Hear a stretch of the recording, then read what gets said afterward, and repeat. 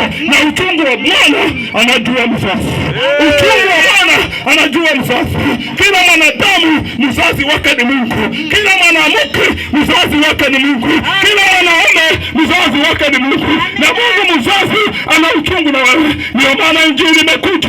Ndio maana injili imekuja. Ndio maana tunahubiri mahali hapa. Ndio maana nimetoka Kenya na mimi kuja kukushauri kwamba huko uliko jielewe kwamba mimi nimetekwa. Si pombe tu, si sigara tu, mtu anaweza kutekwa na demu. Nikimtaja demu mnanielewa. Kiswahili cha vitani, demu ni nani? Demu kama unatekwa na demu, naye Mungu anaweza kukutoa. Maana Mungu anajua huyu aliyekuteka ndiye anayefanya uwe maskini. Amina, amina, amina.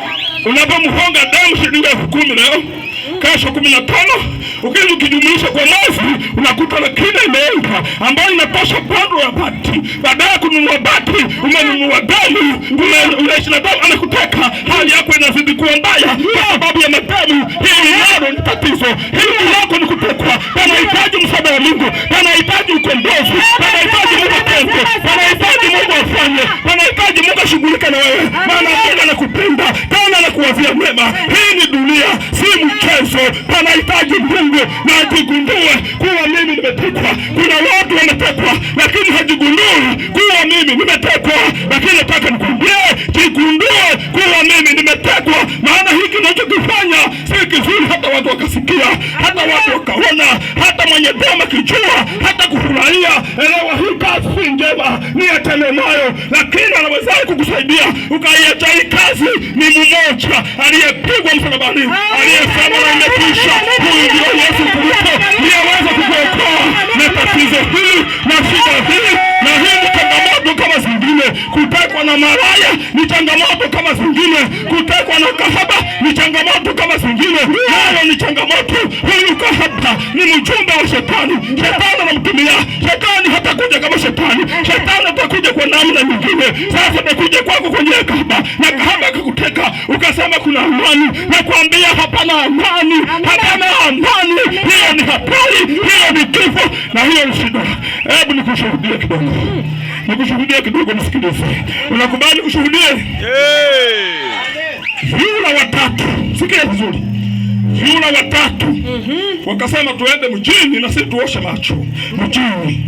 Sasa wale vyura walipoenda mjini wakaikuta lami. Na ile lami walikuwa hawaijui maana ya lami na lami ni nini.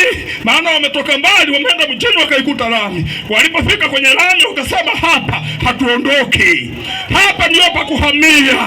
Sasa wakahamia katikati ya lami, wakaanza kuimba na wimbo wanasema amani, amani. Kwenye lami, unasikia vizuri, wapo kwenye lami wanaimba. Mmoja anaanzisha amani, wale wana amani, amani, amani, amani, amani, amani kwenye lami. Sasa ikafika usiku, wanaimba limechomoza, limechomoza.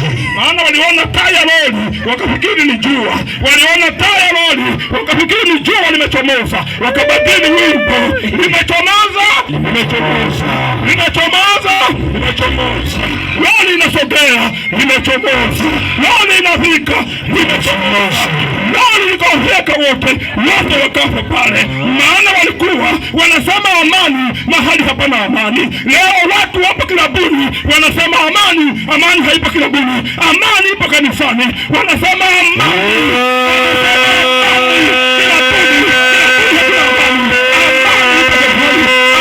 Ipo kwa Mungu. Maraya anasema amani, amani. Pesa zote zimekwenda. Amani haipo kwa maraya, amani ipo kwa Bwana Yesu. Wale walikufa, wale walichinjwa, wale waliteketea, wale walichagua Mungu ambalo si salama.